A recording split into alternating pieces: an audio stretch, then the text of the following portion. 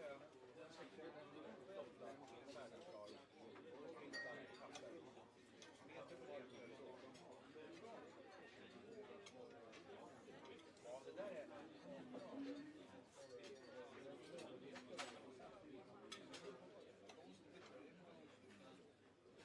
ja, då är det ju detta. Du har den här båten, du går under den här salthaltiga grejer som man lägger sig i salthaltiga. Jag tänkte man nästan lustfri. Tro att man inte är trådlöst. Det finns inte ett trådlöst system som fungerar i vattnet. Men de håller på med fotboll.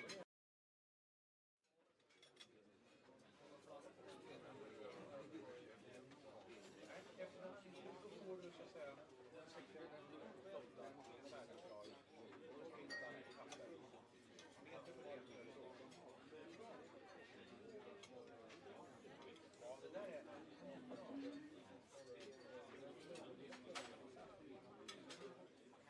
frekvensområden och folk sändare så upprepar det. Till slut finner de varandra på något sätt.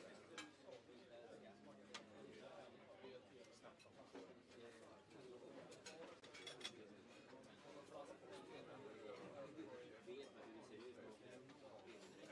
den så får du så att säga. Jag tycker den doftar är särskilt bra. Utan kaffe. Meter på meter. Ja, det där är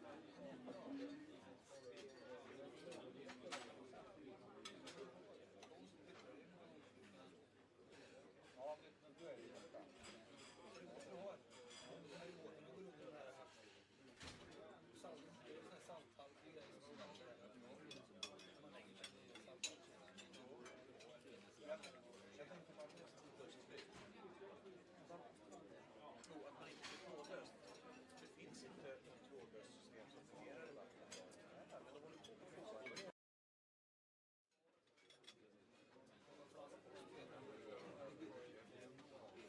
Efter den så får du så att säga.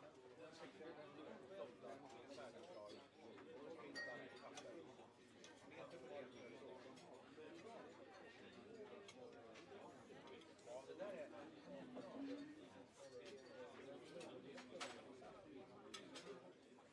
frekvensområden och folk sändare så upprepar det. Till slut finner de varandra på något sätt. Snabbt om man får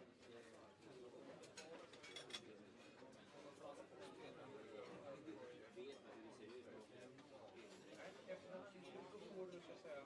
Jag tycker den doftar är särskilt bra. Utan kaffe. Meter på meter. Ja, det där är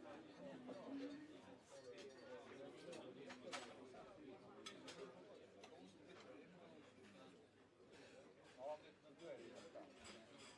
Du har den här båten, du går under den här salthaltiga grejer som man lägger sig i salthaltiga. Jag tänkte man nästan lustfri. Tro att man inte är trådlöst. Det finns inte ett trådlöst system som fungerar i vattnet. Men de håller på med fotboll.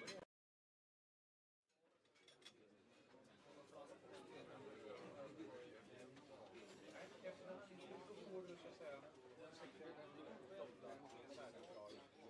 Utan kaffe. Meter på meter.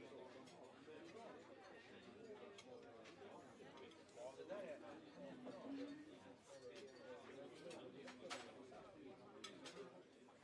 frekvensområden och folk sändare så upprepar det. Till slut finner de varandra på något sätt. Snabbt om man får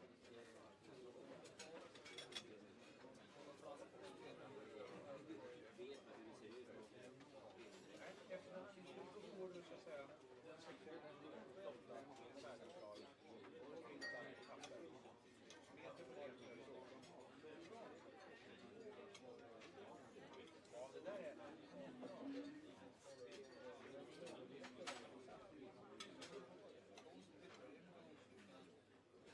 ja, då är det ju detta. Du har den här båten, du går under den här salthaltiga grejer som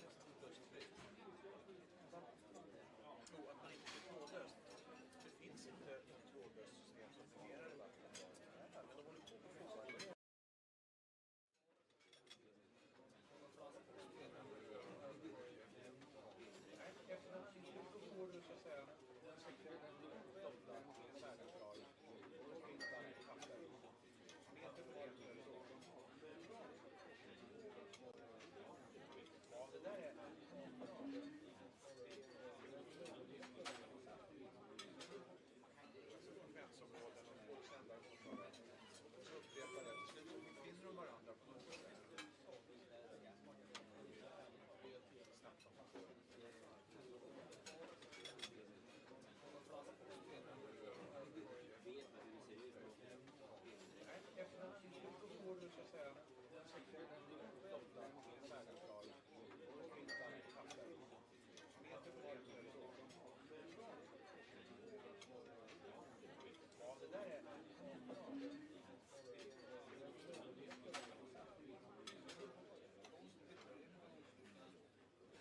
Ja, men då är det ju detta.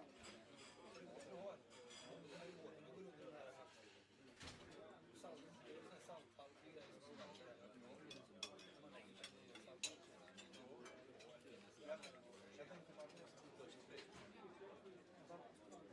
Tro att man inte är trådlöst. Det finns inte ett trådlöst system som fungerar i vattnet. Men de håller på med fortfarande.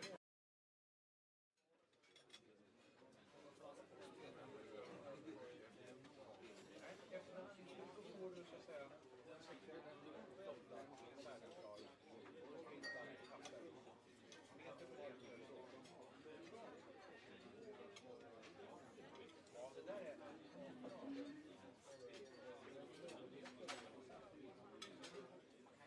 Frekvensområden och två sändare mottagare.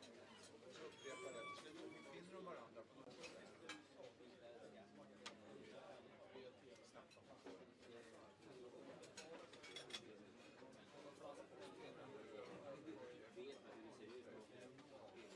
Efter en tid så får du så att säga den sektionen Gotland är särklar. Och Finland papper. Meter för meter så. Ja, det där är... Ja,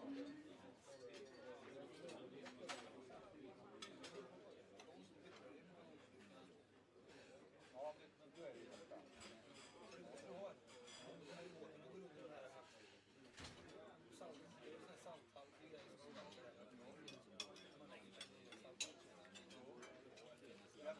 Jag tänkte man måste trådlöst. Tro att man inte är trådlöst. Det finns inte ett trådlöst system som fungerar i vattnet. Men de håller på med fortfarande.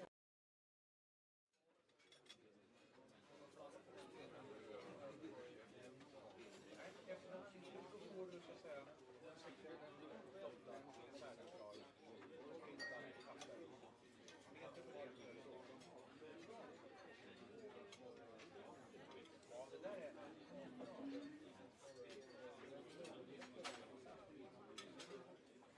Frekvensområden och två sändare mottagare. Så upprepar det. Till slut finner de varandra på något sätt.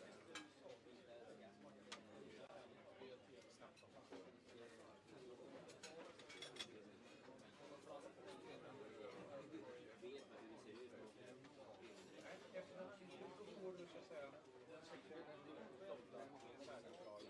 Och Finland papper. Meter för meter så. Ja, det där är...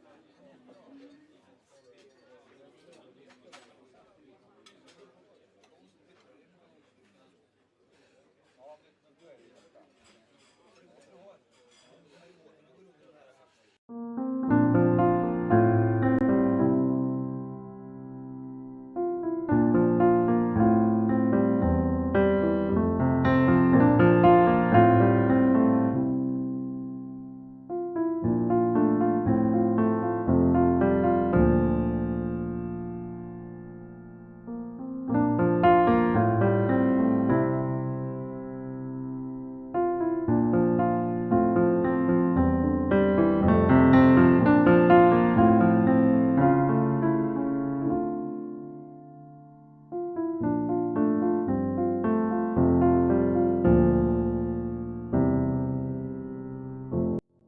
Hello and welcome everybody tuning in.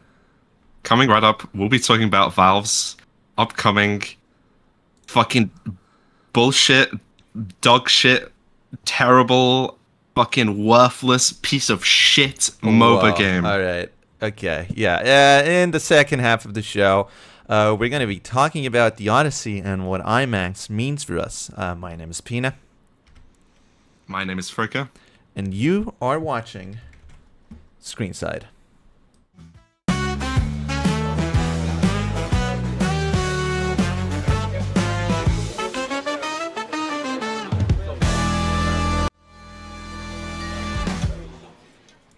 Look, on a level, I have a lot of respect for Valve. On another level, I don't respect Valve. Yeah, that's about right. Look, just because Steam is a good marketplace and it's a good storefront, it's better than the eShop, it's definitely better than the PlayStation Store, it's definitely better than Epic Games Launcher. That doesn't mean that we should be sucking their cock. Because like Valve, let's be frank here.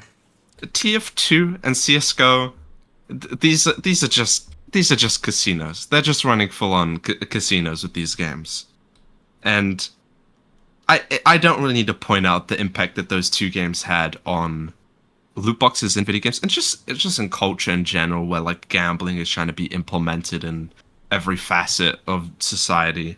But that's not quite what I want to discuss today.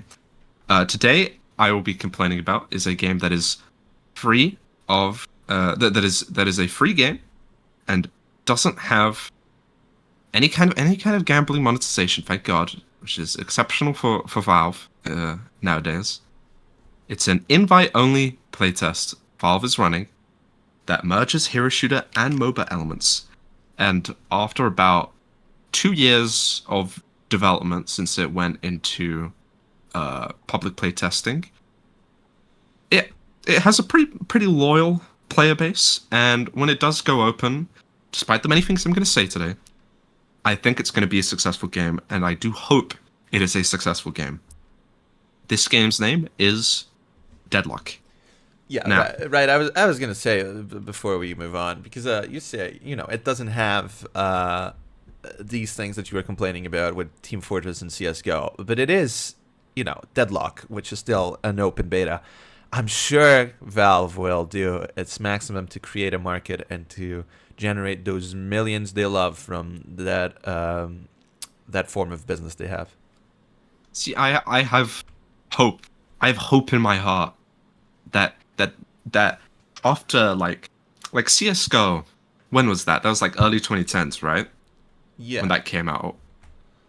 Surely from that point on, obviously like they can't really remove it from Counter-Strike, because that's a big integral part of that game's identity. To remove it, not only are you going to be removing a big part of Counter-Strike, but you're also going to be ruining so many people's lives. Like, they've sort of dug a hole for themselves. TF2, it's a similar situation, although they're not developing anymore. When it comes to Deadlock, this is a fresh new IP, this is a fresh new idea, so it doesn't have to be linked to that facet of the company. But they probably might go down that route anyways. They have the opportunity to not go down that route, but I mean, how would it work? You just sell like skin, like gambling skin. This sucks. It sounds like it sucks. Everything about loot boxes and gambling in these games, in Valve games, they just suck. And I know you did with TF2. You bought some like gambling.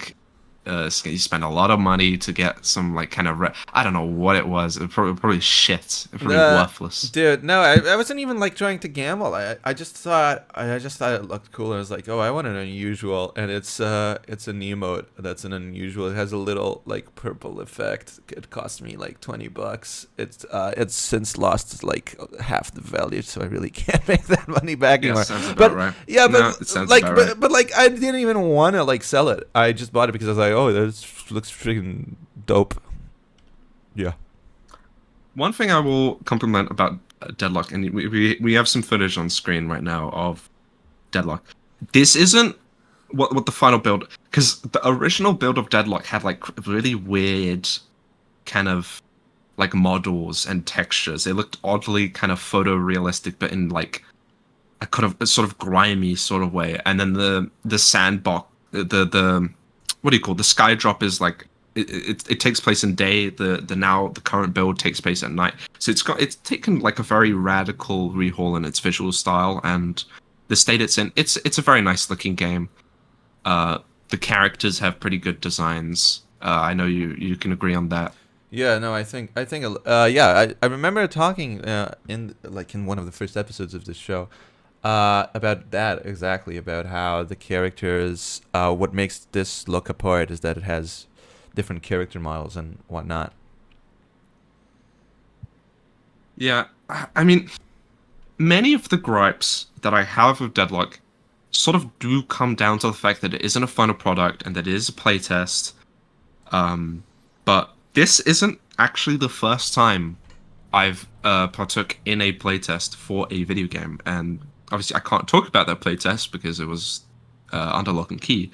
But whilst that game was also sort of pretty rough and pretty experimental, just like Deadlock, it still had enough polish and enough there to be a very fun and enjoyable game to engage with. And I got a lot of hours out of that whilst it was still up, and I'm very, very excited when it does come out. Deadlock, on the other hand, right now, I would say is a complete mess in its current state. And I haven't been around with it for too long. I've been around with it for about 3 months, and I've sunk about 235 hours into Deadlock.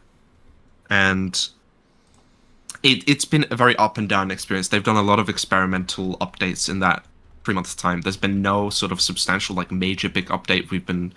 It's been the longest wait for a big update in the history of the development of this game. So something, they are cooking something, but it's been a very sort of, it's sort of in hibernation, and there's a lot of elements that are kind of rough right now and still need a lot of work. I understand you've played this game, admittedly for a very brief time, but other than the game... Yeah, you understand because I played it with you. You would understand it, wouldn't you? Yeah, but other than the game being complex, because it is a MOBA, it has sort of RPG, like, upgrading elements. What did you think on Deadlock? Because I know you uninstalled it, but I forget what was the reason that you uninstalled it. I mean, I've been playing Team Fortress 2 and Overwatch my whole life, so I'm used to. Well, Overwatch I haven't played in a while, but you know, I played it for a long time. I mean, yeah, I played it for a long time, and I played Team Fortress especially for a long time. I have many hours in that game, and I really like how that game works because, well, first of all, I don't really enjoy the MOBA part of it and the sort of RPG mechanics that you're saying, because I think it works on a steamrolling sort of logic, the game. It's the first 15 minutes of the game are really very important. And it makes it very hard for comebacks to happen, I imagine. While as in like a team shooter like Team Fortress and Overwatch, that's the complete opposite. The other thing I remember thinking is it doesn't have natural clutch points, right? They are all a bit forced. I always felt like, you know, you had the urn, which you would want to get, and that would generate a battle. You had the mid boss, which is the same thing. The urn's been changed a lot since the last time you played. So, like urn was the secondary objective, you remember, but they've sort of changed that to make the urn like a solo kind of like on your own objective. It doesn't provide souls for the whole team. It only provides souls for yourself. And when you pick it up, it doesn't show your position to the enemy team. You're just kind of supposed to go there, and it's up to enemy team if they want to go fight that. It doesn't really spawn team fights as much nowadays. In instead, we have the Rift now, which pops up in one of the side lanes, and that's sort of a king of the hill sort of fight where you have to stay in that circle, and the last team and the team that either gets killed first or gets pushed out of the circle first, they claim the Rift, and it gives them sort of a boost for the whole team. Yeah, I guess that makes sense. So I'm not really aware of that because I only played this game once and for a very specific amount of time. But as I was going to say, the other thing I just don't enjoy is it's a lot of like time to kill someone. And I'm used to games where that's not really the case, you know. In Team Fortress, especially, if you play, most characters can kill the other characters in like 3 or 4 shots, right? 3 well-ended shots, which makes for really snappier and faster sort of gameplay. Whereas Deadlock is very slow, not not necessarily in the runtime of a match, but on the immediate confrontations with other players. For example, I mean, like a fight with one player takes a long time in Deadlock, at least in the beginning of the game. Like there's a lot of like chases. Like later on in the game, if you find someone to fight, usually that's going to lead on to like a 2-minute long chase sequence across like different parts of the map to try get after them. It is. I do agree that it is a bit of a hassle to kill some people, but it feels very rewarding when you sort of overcome that. Yeah, but it sort of puts, I would describe Deadlock, this is sort of a weird comparison, but Deadlock is sort of like the baseball of shooters, right? From my very limited experience in watching. What does this mean? Let me explain to you, because it is a team sport, but there's a lot of focus on individual prowess. The way you conduct yourself and winning a game has a lot to do with if you have a key player that is really good or a key player that's really bad. Unlike something like Team Fortress, or Overwatch even, I think Overwatch is a better example, where it's very team-based. If it can be 6 really bad players, if the teamwork is good, then they'll win, because that's sort of the way those two games work. And I mean, especially Team Fortress. That's the one I have the most experience in. It's just a more fun game, especially because of the way the maps are done, where the objectives are so simple and so easy to comprehend. And I think both of these games are really user-friendly. Deadlock is everything but. They added like the build browser, and you can go in and you can get builds by other people, but you also have to like have the knowledge to know what is a bad build and what is a good build, or like. There's some builds that like just dump you with a bunch of like different upgrades, and it's like what order do I buy these? Which ones do I buy? And sometimes you even need to be told by other people like, hey, go into the build browser and look in there. Like it's not very intuitive thing to go directly to it. But I would sort of want to touch again on the chasing sort of aspect of the game. So. I think from playing Valve's other games like Half-Life 2, Portal 2, Half-Life Alyx, it's clear that one thing that Valve excels at, and it is making a game that feels responsive and is a dream to control. And despite everything I'm going to say about it, Deadlock is not an exception. It is fantastic to control. And when I look at gameplay of something like League of Legends and other MOBAs where it's top down and everything looks incredibly dull and slow, Deadlock, on the other hand, is so much more fast paced. It has a full stamina system. You can dash, you can double jump, you can wall jump, you can slide. It makes for one of the best movement systems, not just for MOBAs. I think for hero shooters in general, in my opinion. I wouldn't. I mean, it has really good movement, but it's not. I mean, it is a movement shooter. It's not really a team shooter. It's more of a movement shooter. I think that's agreed upon. But it's much better than any other MOBA. Just it wins on that, just on presentation alone. Yeah. The other big spin that Deadlock puts on the MOBA genre, and it's sort of a weird one. They add a melee and a parry system to Deadlock, and I'm not the biggest fan of this, because while I love games like Sekiro and I love parry systems in plenty of games, these are all single-player experiences. Attacks and combos in these games, they're scripted. Learning is a consistent experience. And parrying in Deadlock doesn't work because it's a competitive format where to teach yourself to parry better, you basically have to turn yourself into like a Pavlovian dog to condition yourself to press the parry button automatically when you hear the melee sound. And that doesn't always work because people like fake out melees. and they will try to waste your parry because your parry's on a cooldown. And if you waste your parry, it gives a free opportunity for the enemy to heavy melee you for big damage. It's such a hassle because melees come out so quickly, especially light melees, and it makes parrying far more of a game of prediction than it is reaction. And with how deadly the cost of failing a parry is, it makes for a system that feels, I think, far too punishing.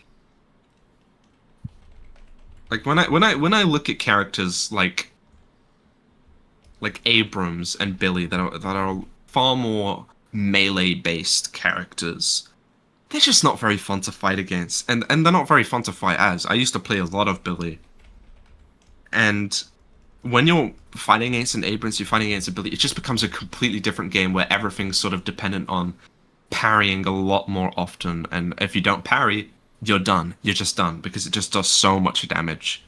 And it's like, why am I suddenly fighting a Sekiro fight in a hero shooter MOBA? What is happening here? Frankly, parrying and a melee like that makes just no sense in my like head for a game like this. It sounds completely asinine. There are a lot of other characters, like Abrams and Billy are some of the characters that come to mind that are sort of out of place in Deadlock. And in Deadlock, there are 38 characters in total. And I do like a lot of elements about the characters. I think they're very varied.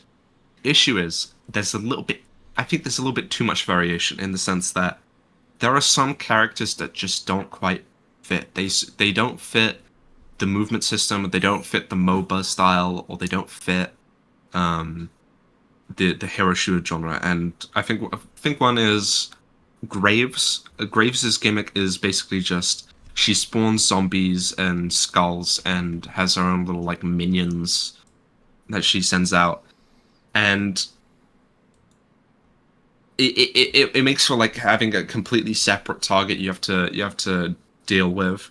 Another one is Yamato.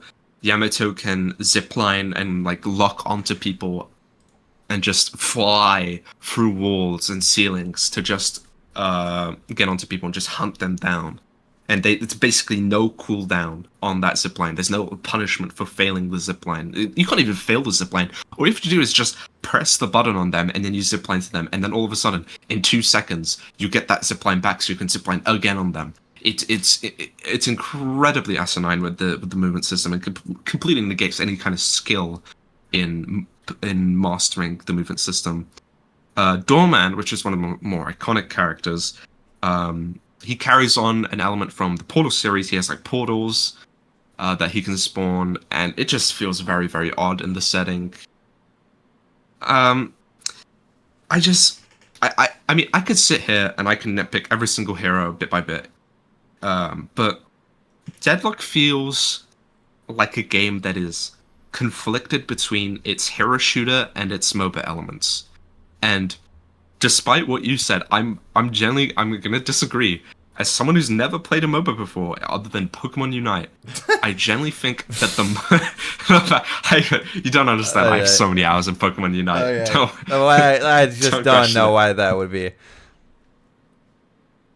But the MOBA elements in Deadlock, I think, are the strongest part of the experience. I think the hero shooter elements in Deadlock is what is dragging it down.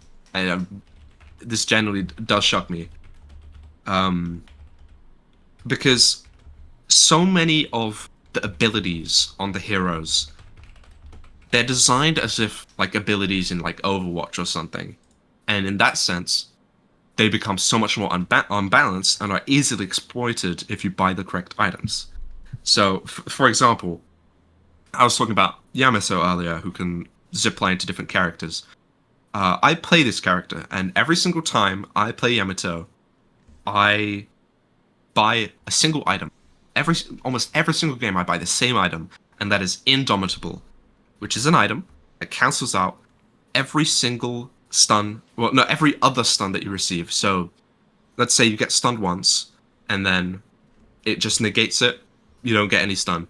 And then the next stun you receive, then you get stunned, and then it repeats and repeats and it cycles. The catch is that it doesn't just work for stuns, it also works for chains, silences, sleeps, and in general, it can cancel out whole abilities and ultimates from different heroes. That sounds absolutely overpowered. And that's an ability you can buy? Oh my god.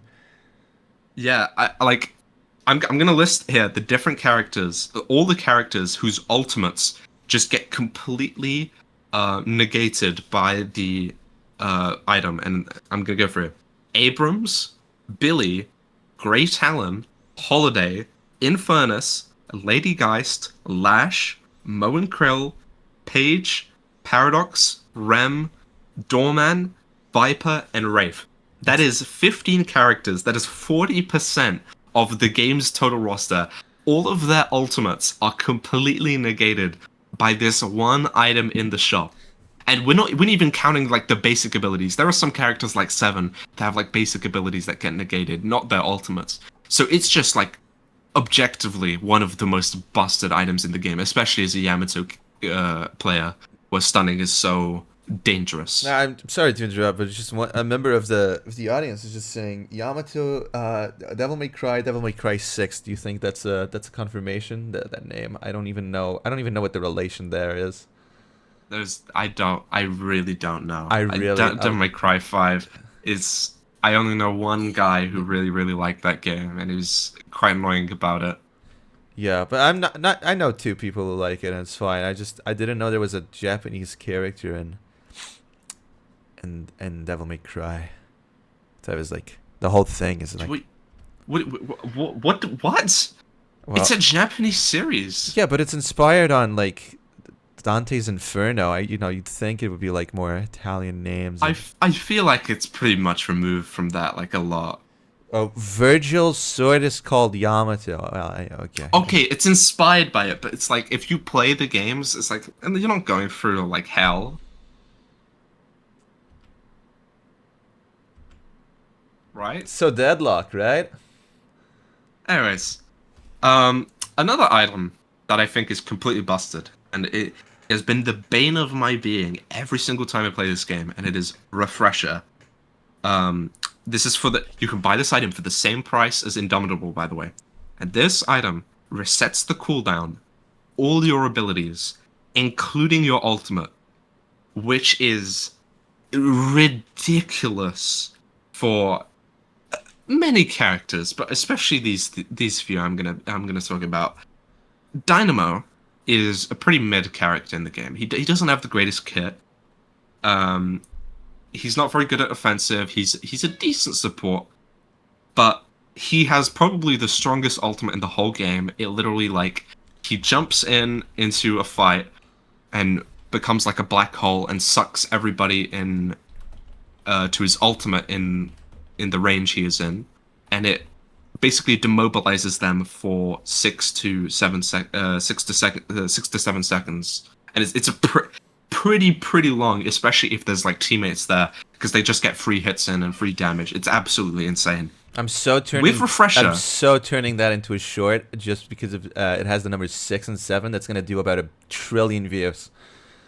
All right, man, but because of Refresher, what you can do is, as Dynamo, you can pop his ult and make the enemy stuck there for 7 seconds, then use Refresher, pop the ult immediately a second time, you're stuck in it for another 7 seconds, and there is nothing you can do. You are sitting there like a duck for 15 seconds as the enemy team can do whatever they want to you.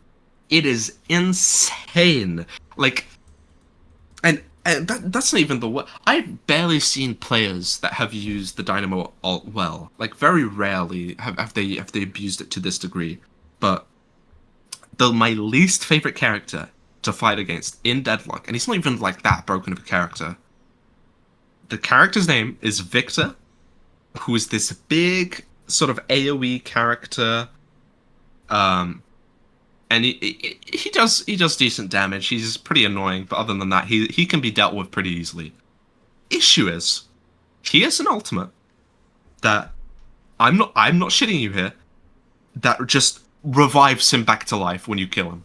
That's the whole ultimate. Dude. Like, he doesn't have to do, like, it just revives Dude. him. Isn't that That's like, all it does. That's like what they turned Mercy Overwatch into for like a bit, and everyone hated it. And like 6 months after, Blizzard was like, "All right, I see why." But yeah, so you get a second life for free. You have to do basically nothing. There's no catch. And so understandably, when you combine it with a Refresher, you have to kill Victor 3 times to get rid of him. 3 fucking times, dude. In a row. This is not normal. I don't like. What were they thinking to allow this, dude? Yeah, that is a lot of times to kill just one person. That does not feel. How could that, like, that completely breaks a shooter game? I mean, like, once is fine if it's like another character, not the character itself. If it's another character resurrecting you, I would, like, you'd agree that's fine, right? Like with a cooldown, I 3 guess. times. That's too much. I mean, especially you were saying like how long it takes to kill a single person. Like, as a Yamato player, I did like massive amounts of damage, and even then, it'll take me like a minute or 2 to kill a Victor. To do that 3 times in a team fight with other people there, I'm gonna die, dude. I'm not winning that team fight, bro. I'm dying. Anyways, I would just like to say we will be opening call-ins now. If you have anything to say about Deadlock, the state of Valve, or the state of MOBAs, or hero shooters, feel free to call in. You can join through our Discord and pop into the waiting room. You can use the !Discord command or check in the bio. Now, I play Yamato, of course, and I think the third item that really pisses me off as a Yamato player is Silencer. And what this item does, same price as Indomitable and a Refresher, by the way, same price. What it does is, it makes your bullets apply a silencing effect on the enemy you're shooting, and it builds up over time. And the silencing basically just prevents you from using your abilities. Yamato's kit is very much dependent on her using her abilities. So when you have characters with like very fast fire rates like Haze, Viper, or Wraith, it makes it so whenever I'm fighting these guys, I'm just constantly silenced, and there's nothing I can do because most of my damage is coming from those abilities. And I'm just sitting there like a cuckold because I can't do anything. I can't do any damage against these guys. I may as well Alt F4 and close the game. And there's like a couple of items that can slow the build up or like remove the silence for a short period of time. Like with how fast these characters shoot, you only get like a tiny window when you're silenced. It's a ridiculous item. That's many ridiculous items, and there needs to be some proper balance put in with the items and with the abilities as well, because so many of the abilities just feel like they're straight out of Overwatch. But I'm reiterating myself. My biggest issue with Deadlock, though, this is my biggest issue with the game. Forget everything. This is the biggest one. The reason why I'm even talking about Deadlock right now is that the matchmaking is completely fucked. Yeah, There is no rationality to it. I've heard you say this about 1 million times since the moment you installed this video game for the first time. You've been talking about the matchmaking, and I have no way of knowing. I played this game twice, and both the times with you, and I don't know if it's the matchmaking or not. But from what I hear, they're rehauling the matchmaking like tomorrow or something, right? It's next week they're gonna be rehauling it, apparently. But the state it is in right now, it is generally unplayable because in normal matchmaking, it's supposed to use skill-based matchmaking. You have a rank, and whether you lose or win games, that de-ranks you, it moves you up in ranks. And the games that you queue in, it will queue you with players on that rank and against players on that rank. And it is just not consistent. Some games, I have skilled teammates and skilled opponents, and these are generally the few times that Deadlock feels so fun to play. Like generally, one of the funnest games I've ever played. But this is maybe 1 in 10 times like IQ in a game, and that's being very, very charitable. I don't remember the last time, and I'm still playing it like this week. I don't remember the last time this week that I've had like a genuinely good a match where we were on an even playing field. I genuinely don't remember. But most games I ever have nowadays, it's like people don't communicate. And they're like they've just booted up the game for the first time ever, or I'm going up against opponents who are like very clearly way better than me, or very clearly way worse than me. And it's like, I think the real red flag for me is I started playing Deadlock 3 months ago, and when I started, it put me on Arcanist 3 for my rank. That was my skill rating for the game. Could you explain to those of us like me who don't know what that is, like the equivalent to like a bronze, a platinum, a gold? So, it's we have like the first few ranks, and then Arcanist is sort of like I think the 4th or 5th rank, and then it goes up to 11 ranks in total.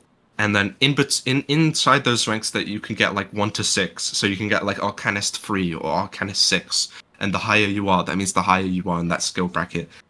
And 235 hours later, and 3 months later, after I got given Arcanist 3 for my skill rating, I am still Arcanist 3. I have gotten far better as a player. I have learned many things that I didn't know existed. I genuinely found out earlier this week. I only just found out earlier this week how the vending machines work. I've been punching those things for so long, and I didn't realize it was like a mini game. I only found that this week. I found out so many things over these 3 months, and I stopped using like builds that other people made, and I'm starting to make my own builds manually as the games are happening. I'm counter building these guys. I'm putting that genuine strategy into this. Nope, same rank. Same rank as before. And to be clear, apparently, even though this is like the 5th rank out of 11, it is apparently a really low elo. Like apparently the majority of players are in the top 2 or 3 ranks of the game. And I've seen people say that there's like a massive skill difference when you go up and down, like the individual ranks of Eternus, which is the highest rank of the game. Like there will be people complaining like Eternus 1 players to Eternus 3 players. I'm like, what? I can't tell the difference between 5 elos between. Like I've been to Alchemist, which is the rank below Arcanist, and I've been to Ritualist, the rank above Arcanist, and I can't tell the difference. That's just generally no difference. Like, I am still, after 235 hours, I am still being queued with new players that don't know basic mechanics of the game. Why? Why am I being treated to this? Why do I have to be treated to this? Yeah, like surely the game will see that I've been playing for a while. It's like, oh, well, this guy's not a new player, and he's been playing pretty well, and he's winning most of his games. How about we put him with better players? I mean, a game like this, a skill game like this, really has to deal with like how much fun it is conversely like related to how good your teammates are and how on par would you are with them. And like if that's your experience, that doesn't sound very fun at all. Yeah, I would agree. We had a talk about gambling in Valve games earlier this episode. The matchmaking generally feels like that. They may have not implemented monetary gambling, but the matchmaking feels like genuine gambling, because sometimes like it genuinely feels like I will hop into a game and the AI that's doing the matchmaking, it will like decide all of a sudden, all right, you get the good players this round. And then, oh no, you get the bad players this round, because I will join, and you can genuinely tell from the beginning of the game you can tell when people are much better players because all of a sudden people are typing in text chat way more. People moving much more quickly and reacting more quickly, and it's like you can tell a stark difference between these two different skill levels, and yet they're on the same rank. They're barely different. They're barely distributed differently, and I when one out of 10 games are the only ones that are actually enjoyable, it feels like I am wasting my goddamn time, dude. Like they like you know they did. They're gonna update matchmaking next week, and I hopefully they fix it. But I'm kind of cautious about it because if it doesn't fix it, I'm done with Deadlock, dude. I'm done with the game because right now I mean I'm still playing it because gambling, it's using the same strategies as gambling casinos, and it's like it's trying to keep you like, oh, we gotta give him he's losing too much, oh, we gotta give him the fix, we gotta make him have winning games so he's roped back into it, and there's like, oh, he's winning too much, all right, give him the losing games to put him back into check. Generally, yeah, you do feel like you have a sort of addiction to this game in that the same way that gamblers and alcoholics and drug addicts and morphine addicts it's and actual cocaine gambling. addicts and It's all the actual addicts. gambling. Yeah, but it's like gambling for you specifically. I mean, I just I dropped the game. Like, come on, you're so frustrated every time. It's surely the game's somewhat good. I don't know.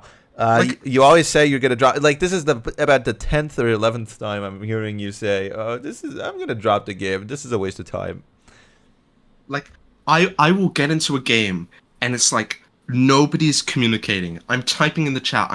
I'm genuinely insulting these people, and they're not responding to me. It feels like I'm in the fucking Truman Show. I'm the only rational being, and they constructed the metallic cage for me, full of automatons for me to interact with, and I can't interact with any like other rational human being. And my theory as to why, my crackpot theory, I understand the matchmaking is broken. This is probably what the reason is. But I've sort of become like a fiend trying to find a solution to fix the matchmaking. And the solution I found temporarily is essentially, I live in the UK, so I queue in European lobbies. And since this is a Valve game, there is a mind-boggling amount of Russian players. Yeah, they love I don't their know. I don't know why there are so many Russian players. What draws them to Valve games so much? As opposed to other, like, I don't see them in any other game as much. It's always the Valve video games that they're drawn to so much. And it's like, I'm queuing with these Russians, and it's so difficult, because either I'm queuing with Russians who don't speak any English, and I can't communicate with them in a game where communication is so important, or I'm queuing with Russians who can speak, and the only communication they're giving is putting slurs in chat and insulting me and my teammates, instead of accomplishing anything, and then they rage quit in the middle of the round. That's all they do. Yeah, that sounds about like the very typical sort of I used to play, literally I used to go on CS:GO just to like hunt down the Russians and have funny conversations with them. I mean, those guys like don't play the video game ever, I feel. Yeah, they just, if they speak, they just like saying slurs and being like annoying. Every time I boot up the game now, I open the Valve console and I manually enter in a command that forces me to switch to North American lobbies. And it has kind of partially fixed the issue, because ever since I switched to NA lobbies, there's been far more communication in the games I've been. But still, the matchmaking's still busted, so there's a very clear disparity in skill, and I'm still getting like new players asking me questions on how to play the game in the middle of a match after 245 hours. It's ridiculous. My other biggest gripe with Deadlock is just how long the games can be. They go for typically 30 to 40 minutes, and it's not uncommon for a game to last 50 minutes, or even an hour, or even go beyond lasting an hour. And I'm not entirely bothered by itself that the games are long. I understand why they are long, and I'm willing to put the time investment in. It is pretty. It doesn't feel like it drags on for too long. The 50 minutes sort of flies by, and I think that's a good thing. But the issue is that the game has a big emphasis on currency in the form of souls, and you claim souls by killing enemies, and then you buy upgrades to make yourself more powerful. And because of this, the more people you kill, more upgrades you buy, more souls you have, it leads to a big snowball effect in many games where a poor early game will lead to someone being fed and buying busted upgrades, and all of a sudden, the enemy team's 50,000 souls ahead, and there's not remotely any way you can catch up, and you're way, way behind, and you're just kind of done for the game. And I'm genuinely gobsmacked. I'm shocked as to why, in a game that lasts so long, why is there no forfeit button? I'm not fucking joking here. You do not have the option to surrender to the opposing team, even if you are 50,000 souls down, and it is clear you can't win. You have to keep playing for like 10, 20, 30 more minutes, and you can't choose to leave without being hit with a ban. Like, even in fucking Pokemon Unite, where matches are 15 minutes long, and this game's made for toddlers, it has a forfeit button. Why does Deadlock not have it? And where the games are so long, and you could be saving so much time because you're in a game where it's clear you're not gonna win. You're so far behind. They've snowballed so much. You're gonna lose, and you're sort of just forcing yourself to keep playing, and it just prolongs it and prolongs it. Because if you throw and you just do nothing, you're gonna get banned. You're like, I'm generally being held at gunpoint to continue playing these games that I don't want to play. Where it's clear that I've lost, and I still have to keep going for 30 more minutes. There is a member in the audience that is sort of making a good point, which is like the problem with that you're saying is that if it did exist, the games would like last an average of 4 minutes probably. I mean, but that already happens. That already happens. Like, people will rage quit and then they will say, "Oh, I'm out," and then they leave. And this is the other big issue with how this whole system works. And it's like, if a teammate disconnects from the game, it takes like 5 to 10 minutes for the game to register that person like forfeited the game, and only then, once the game registered that a member of your team has forfeited, that only then you can leave the game without receiving a ban or a penalty from the game. That's the only time you can leave safely. When a teammate has left already, and it takes the game like 10 minutes to register that it's time to leave. If a teammate rage quits before a single kill has happened, you all get to leave, and it won't leave a loss or win record on your account. So, happy days. That's good. That's very good. But if your teammate rage quits after a single kill has happened, which understandably happens very early on in the game, and understandably a teammate would usually rage quit after they had gotten killed, if you then leave after the single kill has been achieved, you'll be hit with a loss on your record, which deranks you. Oh, you can't... When the game tells you it's safe to leave, but you will receive a loss record on your profile, it deranks you. It literally deranks you. So if your teammate leaves the game, you are fucked. Because either your whole team has to stay and you have to fight a 5v6, which you're gonna lose, or you leave the game and lose. Either way, you get deranked. And it's like, guys, why am I being punished because of my teammate? Like, whatever. If they rage quit or they have bad internet, whatever. Why is this tied to my skill ranking? How does this analyze my skill ranking if my enemy teammate, my teammate, left the game? Why should that reflect on me? That doesn't like, oh, what? I couldn't win a 5v6 D-rank. Of course I'm gonna lose a game in a 5v6. What are you gonna expect? Like, why am I being punished for my teammates' actions? Like, what?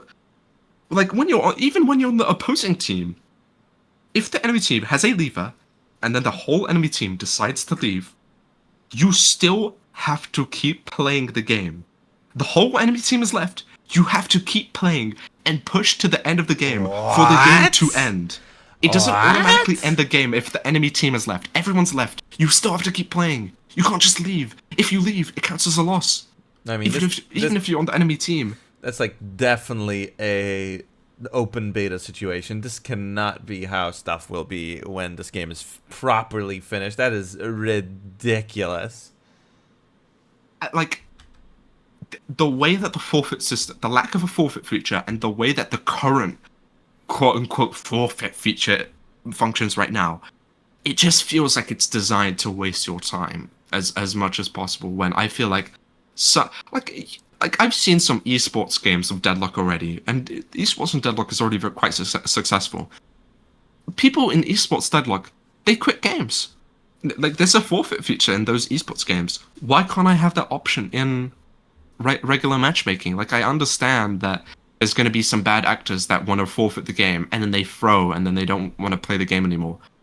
It's like, oh, there's a very simple solution to that. Do you know what you do with that game? You fucking ban them. You ban them because they throw. If the rest of your team decides they don't want to forfeit, fair enough. Keep playing the game and keep trying. Don't throw the game for the rest of your team. And if they do throw the game for the rest of the team, it shouldn't reflect on their teammates. It should only reflect on the guy who threw. I feel like this is basic stuff. Like, I feel like this is in every other hero shooter and MOBA. Yeah, like, no, definitely. It's definitely in every other hero shooter. I mean, I hope that the update fixes the matchmaking. I hope I don't have to. I mean, I'm probably still gonna go in any lobby, so I can still talk to English-speaking people. And I do hope that the next content update is substantial. I think, it is moving in a good direction, even if the state it is right now is pretty dismal. But I'd like to say that I'm gonna get away from this addiction, but I don't think I am. I uninstalled it last night, and do you know what I did today? I uninstalled it again. Yeah. So. Yeah, and you installed it again already, right? Well, you didn't, but yeah. you were. Yeah. So. No, it's installed. Oh. I'm probably gonna play it today. So let me. It's mental. Yeah, let me ask you before we finish this part of the episode. Out of how many olives would you rate Deadlock? Out of what? Out of olives, like how many olives out of 10? How many? This is our new. Olives? This is our new ranking system, the olive system. No, I'm negating. I don't agree with this rating system. Yeah, It's flawed. It's extremely flawed. I think it is inaccurate. Is this a forced bit? Was I doing a forced bit? Be honest. The olives out of 10. Yeah. I give it my shit. I'd shit on the plate. Out of how many? How many shits out of 10? Well, surely I can only do one at a time. Yeah, I guess that would be it. Anything else before we move on? No. That'll be it. All right, ladies and gentlemen, we'll be doing a short break as is per usual. But before that, just so you know, I'll be back and I'll be talking about Christopher Nolan, his new movie, and IMAX. See you in a bit.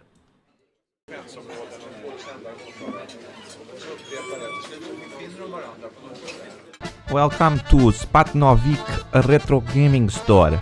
This is items we sell. There is Nintendo 64 with Lilac wire. It has controller and cable is not very good. This is two GameCube, not 1, 2. No cable. You have one memory.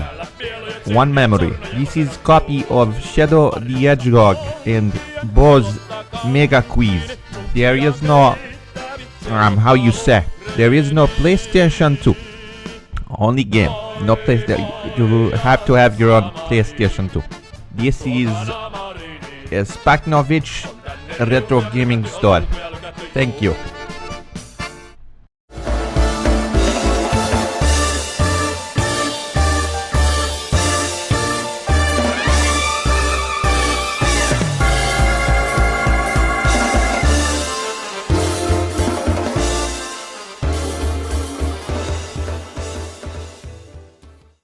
In Lego Israel, the Palestinians get sent to Jaffa Island, but they're still up to no good. Oh no! The Hamas leaders are resisting! Quickly, get the next batch of American aid! Hey! Build the US attack cruiser, launch it into the water, and chase down the Hamas dogs. Blow up their children, lock them up, and bring them back to be beaten and waterboarded. The new Jaffa Island IDF collection for Israel City, and Govson pager bombs not included.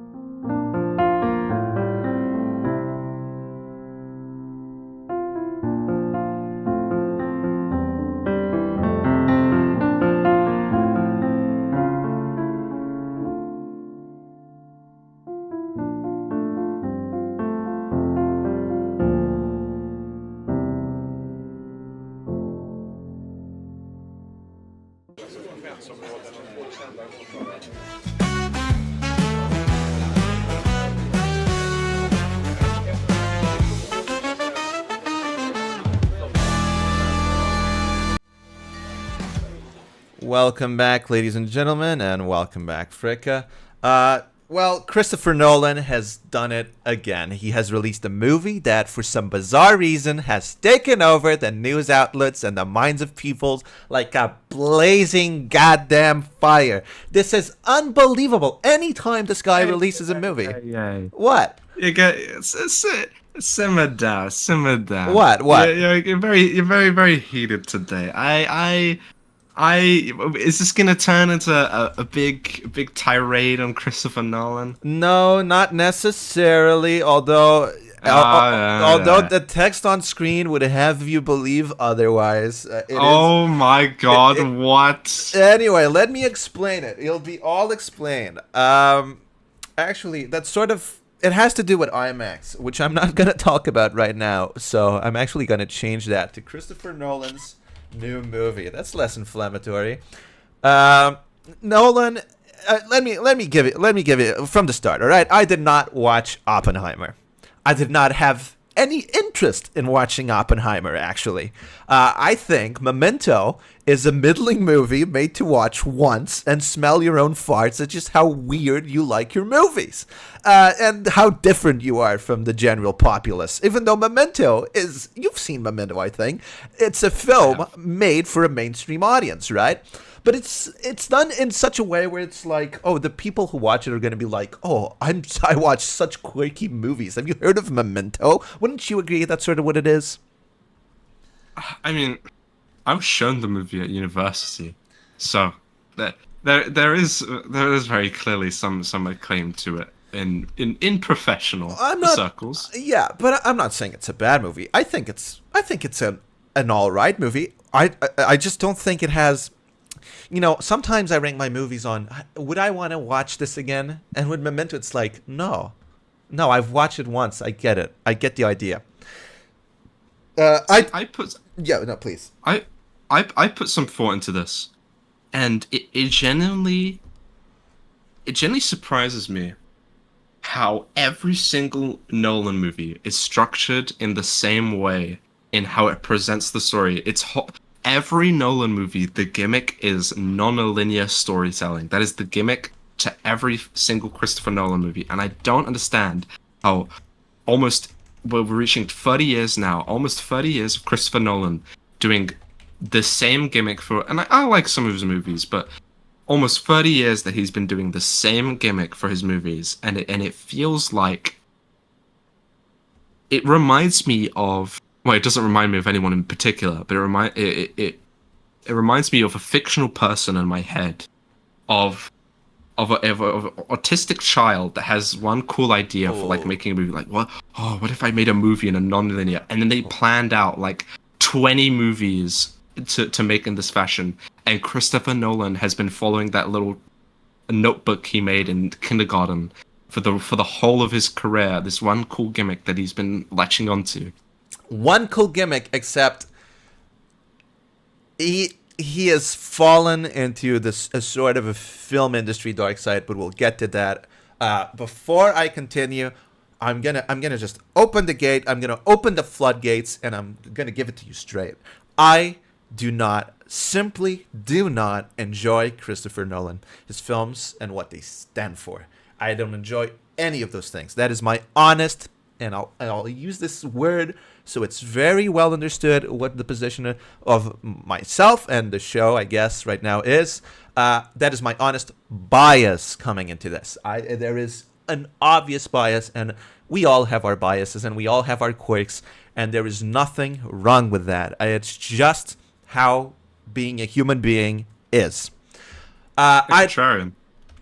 No, it's not being a contrarian. I have my reasons. I don't necessarily think, though. Let me move on, okay? I don't necessarily think he makes bad movies. I don't. It's just I don't think I enjoy them that much. And there's a very good reason. I'm going to get to all of it. While I was buying tickets for the Odyssey, the thought was this. This is going to be a good movie. It's not going to be anything beyond that. That was what I thought. And that was a negative thought. Can you believe that? In a world where we live with such mediocrity and so many things, most of us consume short-form content that is super mediocre. In a world like this, how can I think, oh, this film's going to be good, nothing but that's going to suck? How can anyone think this? It's very jarring. It's very jarring to think that, like, a decade ago, like, Christopher Nolan was sort of like the underdog. Like, critics didn't pander him to, like, he didn't win his first, like, big Oscar until Oppenheimer. Like, he was still clawing through. He didn't get the acclaim that I know you may not agree, but he probably deserved early on in his career. He had to make so many movies to get up to that point where now in the current day, he is the darling of the critics and he is the darling of the general populace. Yeah, no, that's fair, but I think that has to do because he's starting to do films about very specific topics. Oppenheimer is a biopic, and it's very widely known that it's really easy to win an Oscar if you're doing a biopic. But that has nothing to do with it. I think he made good movies, and I think he was a great filmmaker, but right now I think he's on a crusade that is a losing one, and I'll get to it in a moment. Let me just get through this. My problem with Christopher Nolan, my first main problem with Christopher Nolan's work, rather than making an incredible narrative and cinematic experience in the movie itself, it seems in the last years he's much better at doing the narrative and this experience in the marketing phase and not in the movie itself. I think he makes fine movies. If marketing campaigns could win Oscars, I think Christopher Nolan would have a full wall in a mansion just full of them, all right? I've been hearing about this stupid Odyssey film for 8 months. 8 months before release. That is a ridiculous amount of time for talking about a film that hasn't even released. And I remember discussing with people in December, Fricka. In December. Think about how long ago that is. We're in the middle of summer, 40-degree heat. I was talking about this in London, shivering with 2 coats on in the tube, all right? And I was talking in December if the film was going to be good or not. I was surrounded by a bunch of Nolan fans, which is to say a bunch of cinema students who haven't actually watched the film before the 1980s, and who seemed to watch nothing but blockbusters, right? And one of the people, this guy who I couldn't with anything he said, one of the people in the conversation, he said, I don't know how people could say it's going to be bad. It's going to be good. He always makes it be good. How could you have this sort of opinion 8 months? You were wearing 2 coats when you were having this conversation? Yeah, I was wearing like a sports coat and then an actual like coat. A sports coat, What's a sports coat? Can you be specific? Yeah, it's like a tweed coat, like a blazer. Like a fleece? No, like a blazer. Like a tweed coat. Not a coat. Like a tweed coat, It's a sports coat, like with tweed. because that's how I dress. And then I had What is like tweed? Do you make that to make a fire? Are you stupid? Oh, that's a tweed coat. What? That's not a sports coat. Yeah, that's a sports coat. That's what a sports coat is. A sports. What? Yeah, because You don't use that for sports. well, in the 1910s and before, when tennis was popular among the aristocratic class, they used that to play tennis, and that's why it's called a sports coat. It was made to play tennis and they golf. don't use it anymore, so they should change the name. Right. Whatever. He was layered up. I don't know what that means. Anyway, you understand? Is that not ridiculous? Is that not ridiculous to you? 8 months, December, months before the release of the film, you're already arguing with people that it's going to be good, like fervently. Even though the news at the time was the main song of the film was going to be done by Travis Scott, and that was what was being discussed. And this guy was like, "Yeah, I don't know if it fits, but I mean, it's Nolan, so he's going to make it fit. It's going to be good." And does that to you not shout absolute ridiculousness with this guy? Hey man, I'm a Nintendo fan. I argue with people about games that aren't going to be announced in 5 years' time. Right, you two are stupid. Alright, man. I'm just saying, it's not something you do. I mean, let's think about an example here. I mean, Some people haven't seen the Great Gatsby movie and it shows. What does this mean? it's not ideal. Anyway, it is actually a pretty good movie, but it has a really bad soundtrack. Anyway, Fricka, let me put this into perspective to you. In the movie industry, we both love Larry David, right? We think Larry David is Yes. fantastic. Would you defend the film Sour Grapes to anyone? No. Would you defend this new show of his to anyone? A little bit. Yeah, but you wouldn't go like, yeah, it's one of the best works ever of comedy. Like, this is... I think the big judge of it. Do I give it any benefit of the doubt, or do I like show it any kind of leniency? Is if the creator is still proud in it, because if like with Sour Grapes, where Larry David makes fun of it and is basically admitted that it was a complete just nothing, it was just a complete disaster, then at that point it's like, who are you defending it for? You say this, but then you shit on Megalopolis constantly. It's like your favorite activity, but whatever. What? Just because the creator is proud in it doesn't mean I have to defend it. I don't have an obligation to. I'm saying that if they don't defend it, I have no obligation to defend it at all. All right. Yeah, I guess that's fair. Anyway, I was just yeah. Okay. And on top of all that hype, all this fanatism, and then what? What did the Odyssey give me? The Odyssey gave me a bunch of bland shots. It is one of the most visually uninteresting movies I've watched in the last couple of months. It is the McDonald's of movies. It is the safest shots possible. The climax of the movie is absolutely a mess. There's a big action scene at the end, and you cannot tell what the hell is happening because it's super dark. The spatiality of everything is really out of whack. It's like Nolan has never watched a good action movie. It's like he's never watched a James Bond. It's like he's never watched a Chinese Hong Kong kung fu tradition movie. It's like he's never watched one of those and just completely forgot everything he did on the Batman movie, all that fantastic action he had on those Batman movies, and completely like just, hammered his own head with a big mallet and said, I'm going to try and forget everything and going to do a really bad action scene. There is a very weird pacing. It is such a weird pacing. I mean, this is the Odyssey. This is the quintessential adventure story, right? This is the first one. This is the one that made itself...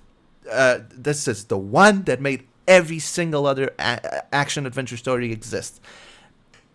And there's not a lot of adventure. In fact, a lot of the movie is spent on a beach with another character. I'm exaggerating here, but the way they put the scenes where he's on the beach with amnesia or whatever makes it feel like non-linear storytelling. Yeah, because it's not linear at all. But to be fair, I think the original Odyssey isn't linear either, so that's fair enough. And most of the adventure scenes consist of they go to the island, they find the problem, a couple of guys die, then they run away. I don't think they win like one of their battles a single time, and it's like, all right, whatever. And like the last portion of the movie before that action scene, I think was pretty good. Was actually pretty good. And I'm opening call-ins right now for anyone who wants to join in. Remember, you can join the Discord by typing Discord, or just typing the word Discord actually in chat, and you can join the call-ins and have a little conversation with us and tell us your thoughts on this movie or any movie you want to talk about. And I think the best part of the movie that is best paced is when Ulysses is going back home and he's pretending to be a beggar. And I think because there's a lot of emotional payoff to things that were set up during the movie and not in the beginning of the movie. And I understand the difficulty here is because the adventure portion is so large and the setup portion is not necessarily very big, so they couldn't put it all in the beginning, because then you'd have a bunch of adventure and then all the payoff has to do with just the beginning of the adventure, if that makes sense. And I understand why he did that, but I do think the setup is not as good as the payoff. The payoff is fantastic, and then the ending is a bit bad, because the emotional climax of the movie, the moment where Penelope, right, the Queen of Ithaca, this incredible character that we all know from our childhoods and from pop culture, Odysseus and Penelope, these are two very well-known characters. I remember talking about them in school and whatnot. Is written so poorly. Fricka, it is written so poorly.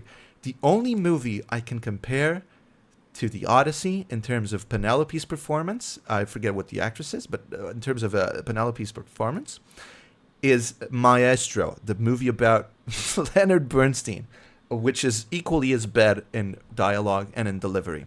Now, I want you to imagine this.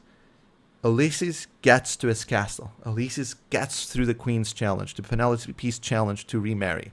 He takes off his robe and gives her this little pin that only he could have. And she starts realizing, oh, this is Ulysses.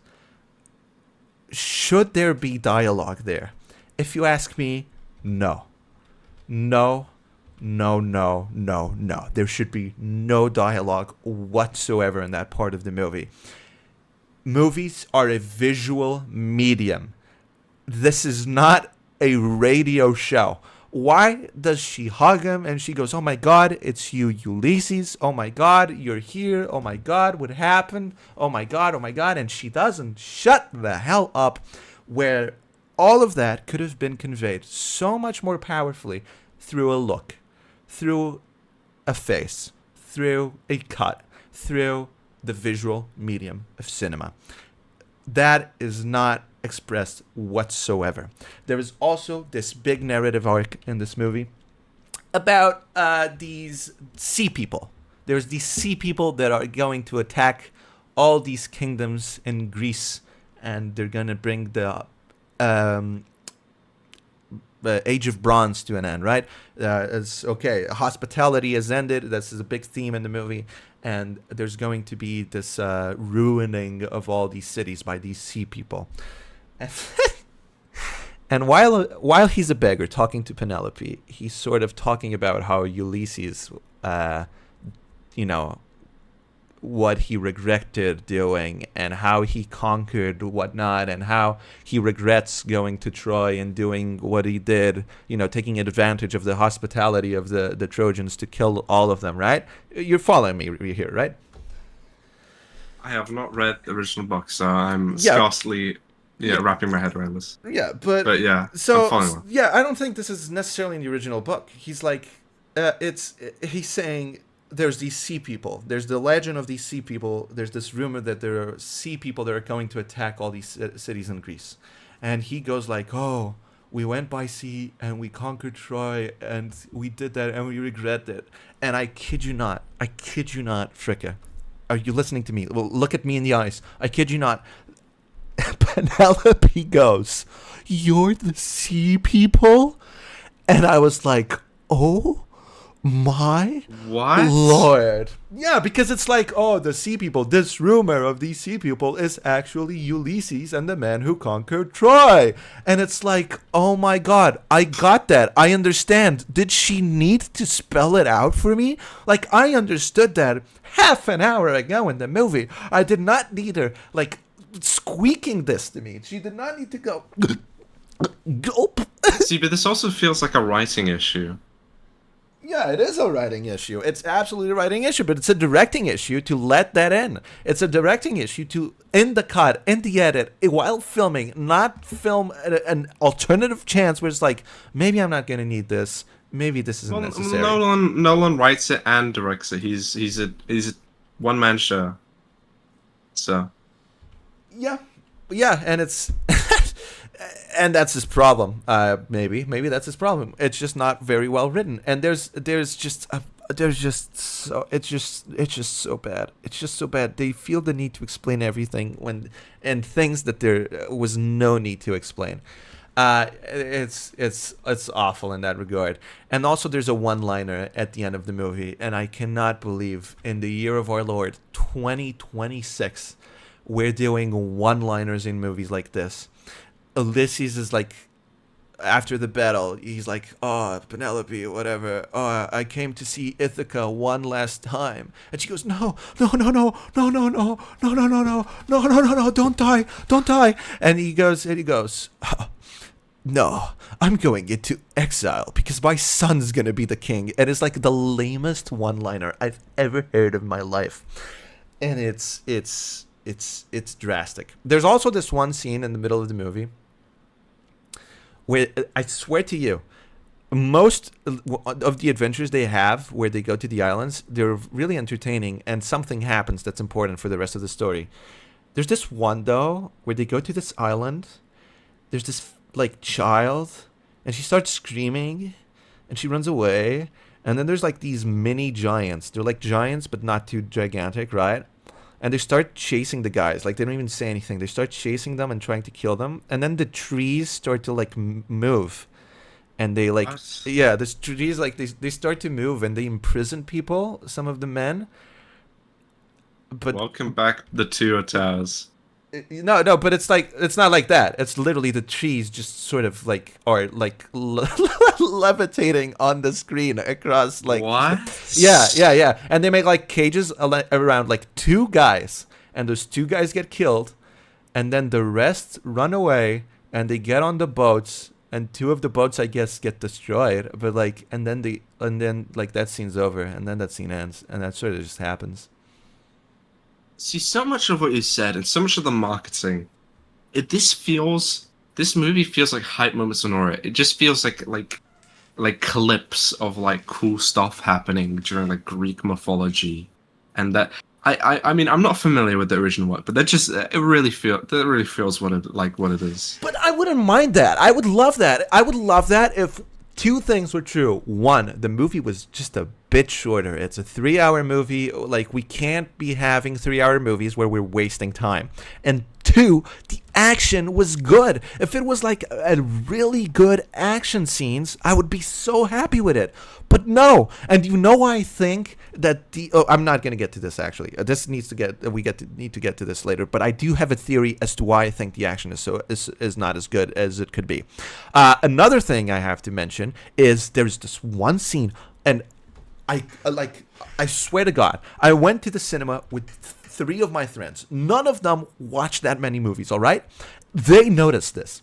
There is this scene where it's one of the emotional moments between Ulysses and Penelope. He's about to leave for the Trojan War. She's giving him this pin of Athena where it's like, wear this always, so if travelers come knowing of you, I'll know if they actually saw you by the pin, right? And it's really important moment. It's one of the crucial moments of the story. And here is how Christopher the Hack Nolan, decided to portray this visually. You have a two-shot. You know what a two-shot is, right? Explain for the audience and for myself. I need to be reminded. Before that, I'm going to restart that whole sentence because I really want to clip this, and I said his name wrong because I'm thinking in Portuguese. It's not Ulysses, it's Odysseus. Right. Guys, let's do a rerun here. We're doing entertainment. We got to do this right. All right, there's this scene, this pivotal scene, all right? This pivotal, absolutely pivotal scene where Odysseus, that's his name, gets given this pin by gets given this pin by Penelope of Athena. This pin is crucial to the story. It's one of the great emotional moments, and in a sort of Hitchcock way, this is the object that matters, you know those Hitchcock films that you zoom in on that one object that matters, and that's what drives the tension a lot of the times. And this is an emotional object. It matters a lot to the narrative.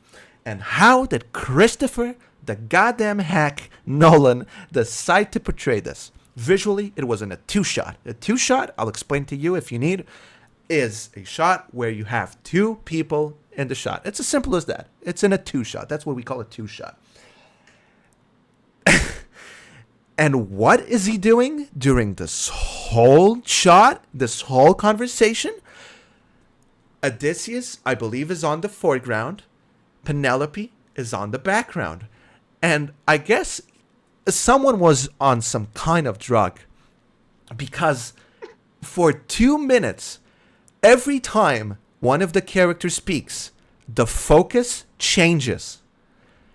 For two whole minutes, the focus goes back and forth and back and forth. And now this two-shot focus change thing, it exists, but usually it changes the focus once and then you change the shot, or else it looks weird. And what's more, this is Christopher Nolan. We're filming on IMAX. This is a film camera. You know what that entails? A film camera entails that you don't have a viewfinder. That's where you would see the image normally on a digital camera. Film cameras don't have this a lot of times.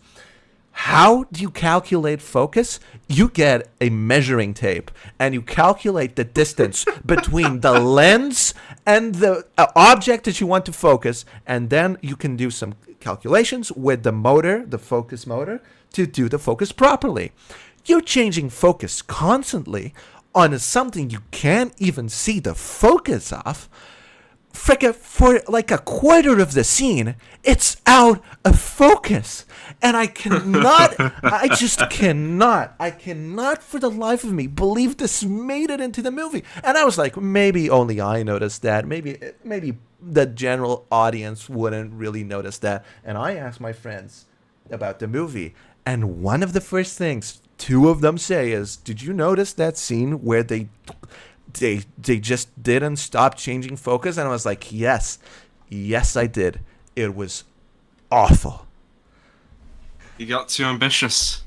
Within the limitations. He got too stupid is what he did. I don't know. I don't know how you make the decision. Another thing, Athena's character is so bizarre. First of all, it's Zendaya, which I don't have a problem with. But it's so jarring seeing Zendaya, and then it's like, oh, this is supposed to be a goddess. No, this is fucking Gwen from Spider-Man or whatever the fuck the character's called. Are we gonna feed into the alt-right storyline that there's not meant to be any minorities in Greece? No, we're gonna do the opposite.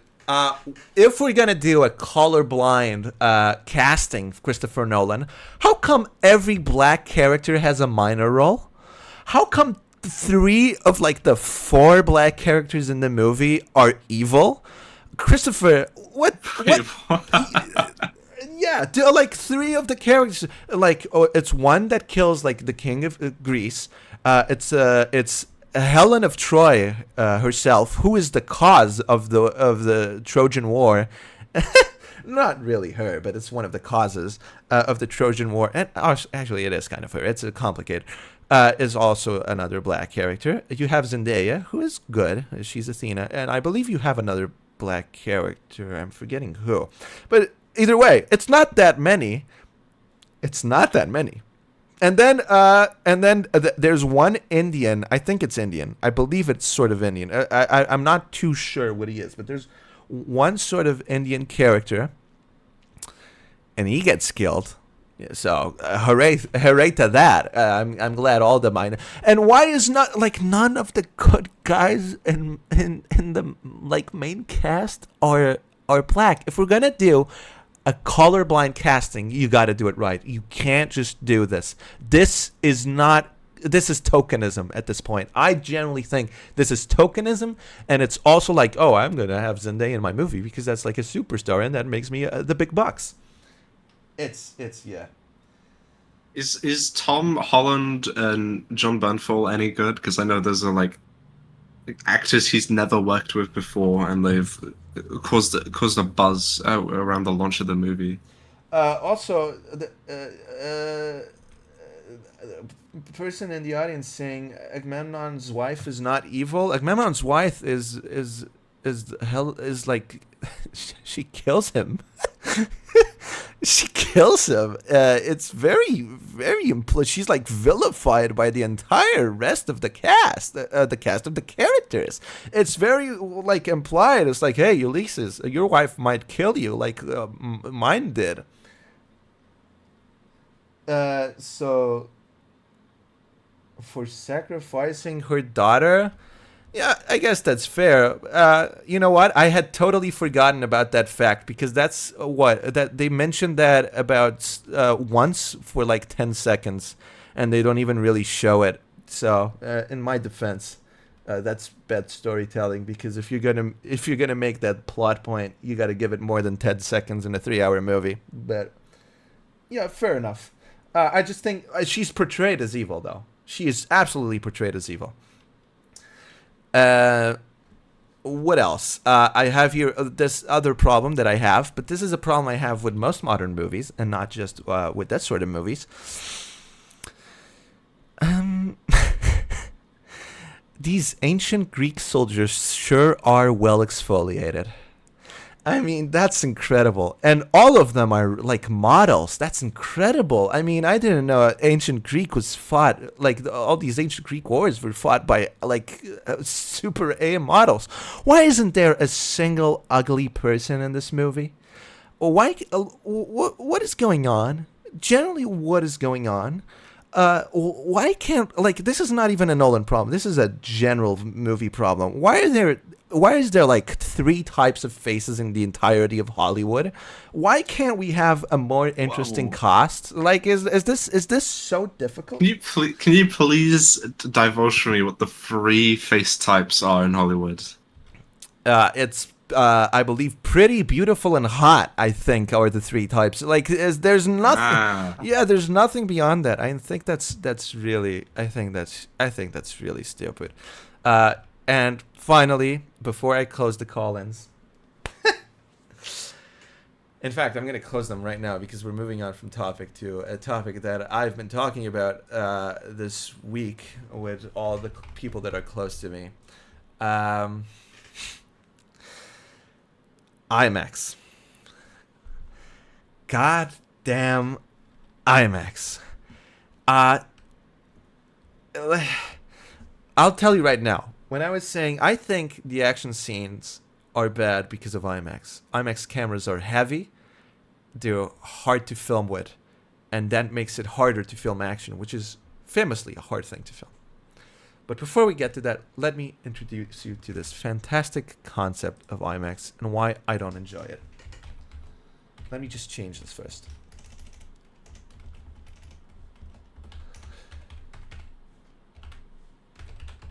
Oh. See, I wish I had someone to write these things for me. Anyway. I live in Lisbon. That's in Portugal. There is one cinema in one of the big malls of the city that calls itself an IMAX cinema. it is not, in fact, an IMAX cinema. It is actually a fake IMAX cinema. Now, talk is cheap, so actually, let me just show you this. I have here somewhere. It's right here, in fact. Where is this? Okay.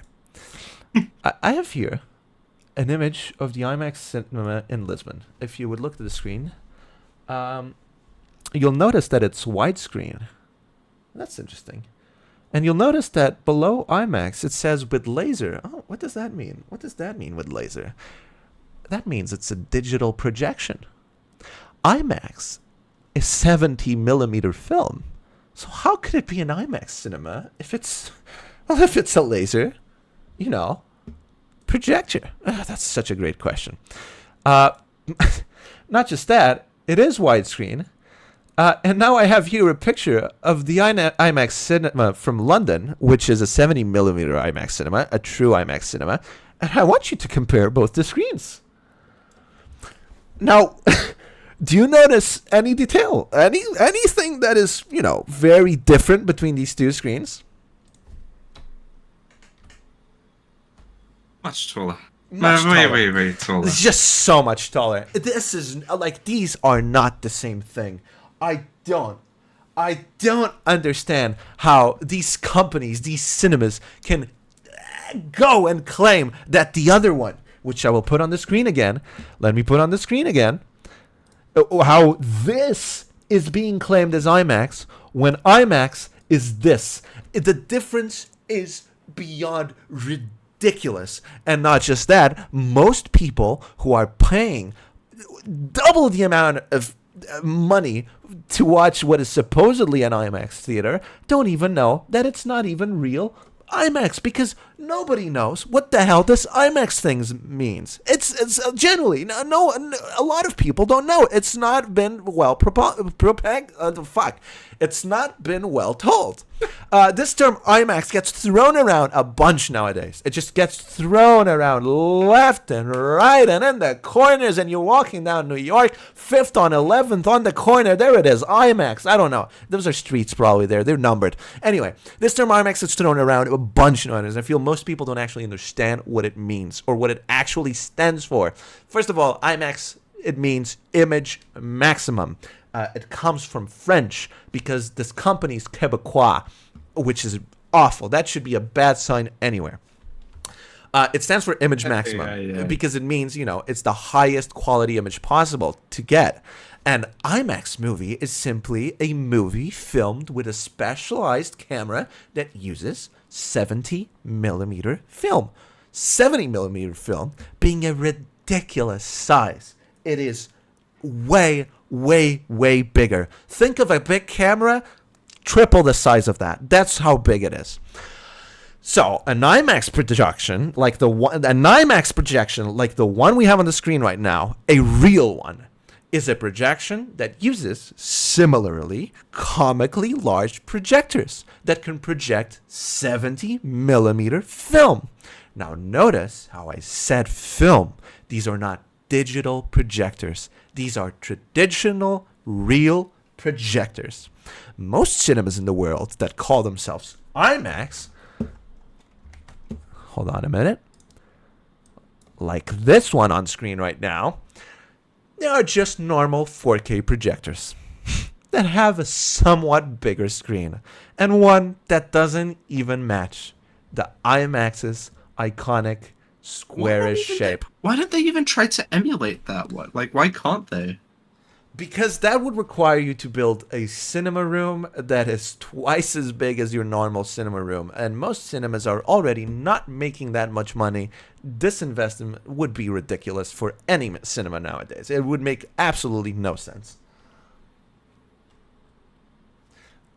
Well, in fact, because of that, there exist about 40 actual 70 millimeter IMAX cinemas in the whole world.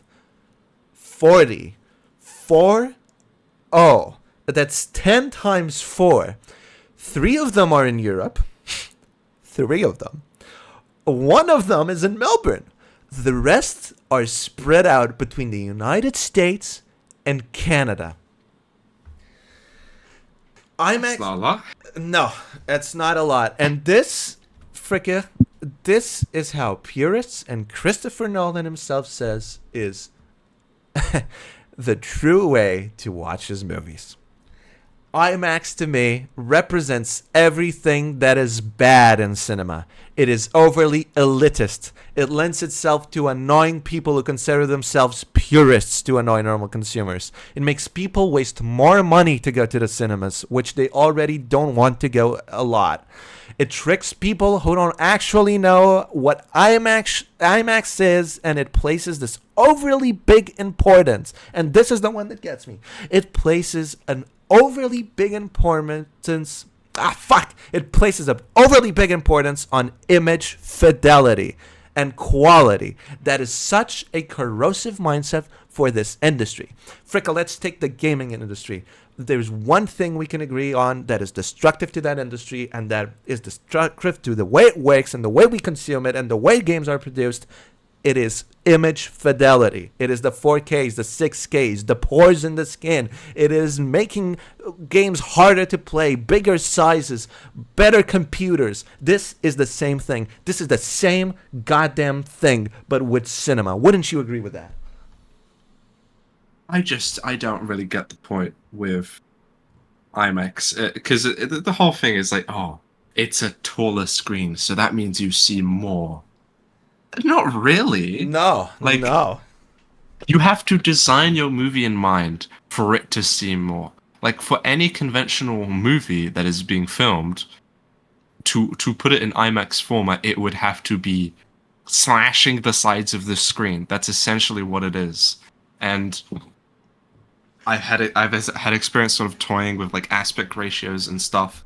It's like, this is a very specific aspect ratio. You can't transport any other film. It has to be specifically designed for IMAX, or it would have to be IMAX in a manner where it just downgrades the film. This is not something that replaces traditional formats. This is an option. Yeah, but it's basically 4:3, but bigger though. It is sort of what it is. It's just ridiculous. It's ridiculous. It's not just that. I got a fantastic quote from a journalist from The Guardian. Such a good quote, actually. Let me just get it on the screen. He went and watched a film. This is a quote from an article from The Guardian from some time ago. It pertains to IMAX and to Oppenheimer, I think, specifically. Actually, it's I'm not even sure it's Oppenheimer now, but whatever. And it's Larry Ryan, and he says this very interesting thing about about IMAX. I personally find viewing at an IMAX a little like you're watching tennis. Moving your head this way and that to follow where you should be looking, and the emphasis on immersive viewing a little too literal. And, it hadn't occurred to me, but yeah. Oh, your neck must hurt so much in one of those cinemas. Yeah, it's a big ass screen. There's gonna be a lot of information on the screen. It's an enormous screen. You can't, unless you are in the very back of the cinema, in the center, you're not gonna be able to catch all the information just by looking forward, because that's just not how eyes work. It's just not how eyes work. And here's been my biggest gripe with IMAX cinemas.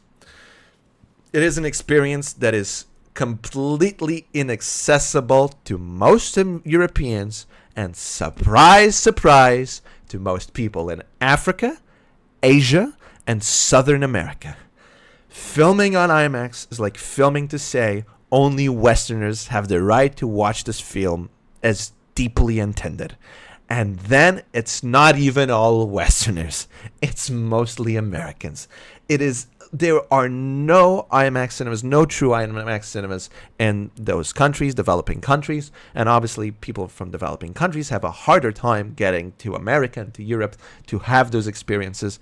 To me, this just, it's just, I don't know, it shows a complete lack of consumer thought, of thought for the consumer, for what the consumer wants, for what the consumer might want. It is a completely, it's a fight fought by someone who is completely removed from society. And I don't know how more people aren't talking about this, but to me, it proves to be an incredibly elitist and completely, to me, racist even format to release your movie in, and to go on the news and say you gotta watch it like this, and to say to people, oh, you haven't watched it on IMAX, you gotta watch it on IMAX. How could you have not watched it on IMAX? To me, is surely there must be like massive like wait lists to get into one of these cinemas, right? Because it's like you can't get everybody. Like, I'm assuming each cinema is not like, it's not like just one screen. Surely there's like multiple screens in one cinema, but even still, like the demand, especially with the Odyssey, with how popular it is, you could probably get like a reservation at a 5-star restaurant, like at the Bear, a restaurant like the Bear, easier than getting a ticket to go see an IMAX cinema. I have such a funny thing written in front of me in my notes. IMAX is the Israel of making movies. I'm so surprised Tel Aviv doesn't have a 70mm cinema, because it generally feels like a ploy that the government in that goddamn country in Israel would absolutely love. I mean, it's ridiculous. It's shouting, we hate poor people, we hate poor people. It is shouting it off the roofs. It's ridiculous. IMAX is the least necessary thing ever to the cinema industry. Puts people in the seats, but only for big blockbuster movies that were already going to have it. It is a complete fairy tale that this brings more people to the cinemas. Complete fairy tale. Especially in a year where films like Obsession or Nirvana the Band, the show, the movie, that drive their success entirely on their narrative and not on their image fidelity or the size of their cameras, have had such success. I just want everyone here, for a moment, I want everyone here to think of their favorite movie experiences. That includes you, Fricka. And not just films and shows, everything. I want you to think deeply about it. I'll share mine while you think of them. I watched one of my earliest memories with a television screen.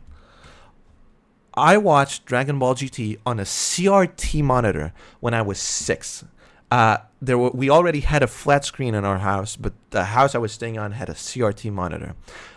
In a fully lit room, halfway through the episode, as I was getting out of the shower, it is my earlier memory of me being glued to a narrative. I watched Cinema Paradiso, one of the best films ever made, in our living room, in my living room, right? On a television that has a dead white pixel, and I watched it with my brother laying down on a couch, and that was the first time I understood what cinema can make you feel. I watched The Music Man on my computer in a voice chat with my best friend with the light of day and constant interruptions from my family, and I remember that day like it was yesterday. That movie changed how I was as a person. I watched Marnie, Hitchcock's movie Marnie, in my university dorm this year, on my university dorm, on the cheapest monitor money could buy, and the person watching it with me had to ask if I was all right. You know why? Because I was so sucked into the movie, I was breathing way too loudly from the intensity of it. I watched The Odyssey in a special cinema with a bigger screen, the closest to IMAX I can go to, and I remember it being a middling, overly long, and not super exciting movie that I'm sure I'll not think about in the near future. Film is much, much more than just pixels on a goddamn screen. And, I mean, that's my opinion about this movie. I don't know how much more I could say about it. How much more can you say about something, you know? It's ridiculous to me. that this is how Christopher Nolan has decided to make films. One of, if not my favorite film, is The Prince of Egypt, as you know. Yeah. But most of my viewings of this movie has been in a school, in a classroom with a bunch of loud children through a very dim projector projecting onto a brick wall. This is how I've watched The Prince of Egypt most of the times in my life. And I've loved that movie every single time. And just yesterday I watched what was it called? Nope. It was John Peel. And Nope is like one of the most recent horror film from him. And it was a pretty good movie. And I finished watching the movie. I was like, yeah, that was pretty good. And I go on the Wikipedia page of the movie after I finished watching. I go on the Wikipedia page and it says it was the first horror film to be filmed in IMAX. I was like, what? That was an IMAX film? Generally, no clue the whole time I was watching the movie. Yeah. Couldn't tell. No, obviously you couldn't tell, because who the hell can? Just who the hell can? It feels like an option, and even then, it doesn't even feel mandatory. It's such a niche case, and it feels like feels like arcade machines. Like you have to build like specific arcade like machinery, and you can only make so many because it's so expensive to manufacture and so expensive to buy. That's what IMAX feels like. It feels like something that is a novelty. If you can go there and you get to experience it, you're lucky to have that experience. But it doesn't feel like you're not going to put an arcade in every home. You're not going to put it in every store. That's just not how that works. This is a very specific technology, and it is hard to make. It is hard to distribute. Yeah, no, and it's super hard to distribute. It's hard to even know what the difference is, and most people probably get out of it. It's like, oh, that was great because it was IMAX, and I mean, you watch, and most people are gonna watch it normally, and they're gonna watch it on streaming services, and they're not gonna no. I think there is merit to watching something in a cinema. Of course, I just shared this experience. I have other experiences. I mean, watching The Purple Rose of Cairo in the cinema was incredible, but that's because it's a film about cinema itself. And I watched it when I had the amazing opportunity to watch it in the Lisbon Cinematheque, which is one of the best cinemas to me around, because they do old movies in film. And I was in the back. I had the luck to be in the back of the cinema room, and I could hear the projector because they had the reels, the actual reels, and I could hear the projector clicking, and that added to this very specific movie. What I remember most, aside from that, I remember, this was a beautiful movie with a beautiful story, and Woody Allen creates these stories so well, even though he's like the most monstrous person on earth. But it's not about the fidelity of image. I've watched other films that I loved in the most bizarre ways. One of the films I remember watching, and I'm sure Bloop is here, and Bloop remembers that too very well, was watching Ludwig by one of my favorite directors of all time, Luchino Visconti. And this is a film that has 4 versions of itself, because it's full of nudity and homosexuality, and it's a film from the early 70s, so it's censored, and it's an Italian film, so you have an Italian version that's almost full, an American version that has half of the scenes cut, and then another version that has even more things that was released later. And the only version I could get of this movie online, which is how I mostly do things to my detriment, was this version that was half in English, and then the scenes that were cut out from the original were in Italian. And it's a 4-hour movie, and Bloop and I, we were loving this thing where you swap from English to Italian, and the subtitles are there, and there's just something so unique about it. And I was watching on my rinky-dinky computer screen like I watch most movies, and it just was so beautiful. It was such an experience. It was an experience. And then, obviously, the story is so good, and there's so much more, and the quality was absolutely awful because it was the only version, so it's going to be a bad version of the film, obviously. And I just think it's a shame so many people are like, oh, this is a good movie because it looks good.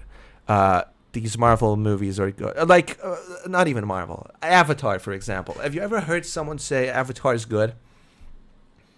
Yeah. No. Oh, no, you mean the movie? You mean the movie? Yeah. Oh, the movie? I'm not that I can recall. Most No. people just I don't really care about it. No. I'm gonna tell you the sentence you've heard. Man, I really like the Avatar special effects. You've heard that. That is what I hear, but it's sort of like, it's kind of indifference to like, oh, the Avatar series, the Avatar the Avatar lineage, the story. Yeah, but most people don't care. Most people just go, "Oh, the special effects are really good," when asked about it, and That is the main yeah, praising point. yeah. And usually, I asked them, "Yeah, what about the movie? Is the movie good? I mean, who the hell cares about the special effects?" I watched an episode of Granada's Sherlock Holmes. Granada is an old production company that belonged to ITV. And this is a show from the 70s. And, what's the most famous Sherlock Holmes story? Surely you can say it. It's Study in Pink or Study in Scarlet? That's Study in Scarlet. No, the most famous, I would argue, is The Hound of Baskerville. Surely. Oh, yeah. That's the other one. Yeah. The Hound of Baskerville. The episode that portrays the story of Hound of Baskerville, because in the book it's sort of a ghost story more than a mystery, and the Hound is described as a greenish hue. And this stupid Granada show that I love, it's my favorite Sherlock Holmes show. It's one of my favorite shows. I think it's such a great adaptation of the books because it is an actual adaptation of the books. They literally, because it's still being filmed on film, and it's an old ITV production. It's ITV in the 70s. Think how bad the special effects are on Doctor Who nowadays. Now think ITV in the 70s. They literally went in the film and hand-painted the dog to be green. And it's in full daylight, and it's so bad. But I mean, the narrative is there, and that doesn't really throw me off, and I enjoy it still because of how silly it is, and I just think there's more to movies than special effects and 4K, 8K, 12K, 30K, million K. I think at this point in time that means diddly goddamn squat. Before we wrap up, the call-ins are open. What? Yeah, the call-in. What the fuck was that? What? What's the problem? All right, the call-ins are open. We have 10 minutes. You can come into the calls and talk about anything else you want. We're giving you a free card. You don't need to talk about this. If anyone wants to come in, you can talk about it. Fricka, what happened to your microphone? What about my microphone? I swear it was a bit weird for a moment. No. Do you think you're fucking Jay Schlatt? You're not Jay Schlatt. The funny mic. No, the fun. This is a 28. There's no funny mic. I have no other mic. I just have the mic I have here. This is a 2018. I don't have a webcam. It's not a webcam he uses. I think it's an Xbox 360 microphone that he had. I don't have any microphones. I don't know what you're talking about. I only have one.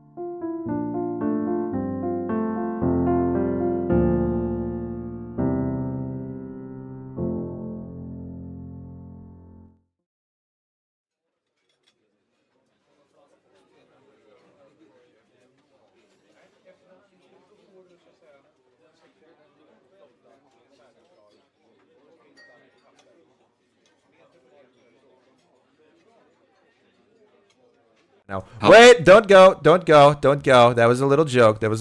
Before we do actually end it, this is freaking I have to announce because, I'm going to be on a hiatus for 3 weeks a minimum.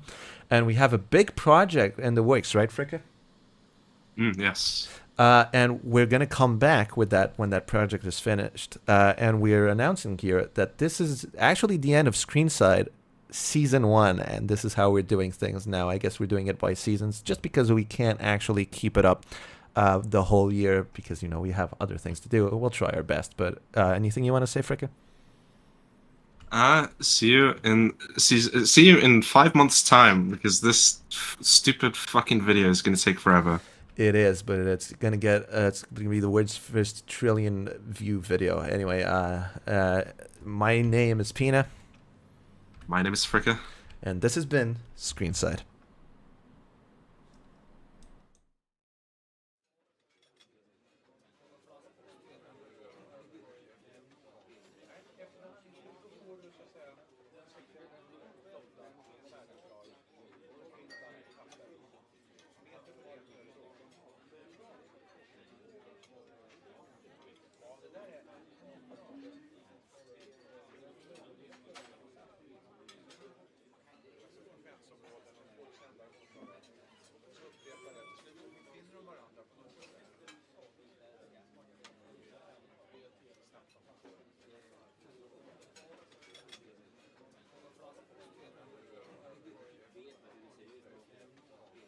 Efter de 20 år så att säga.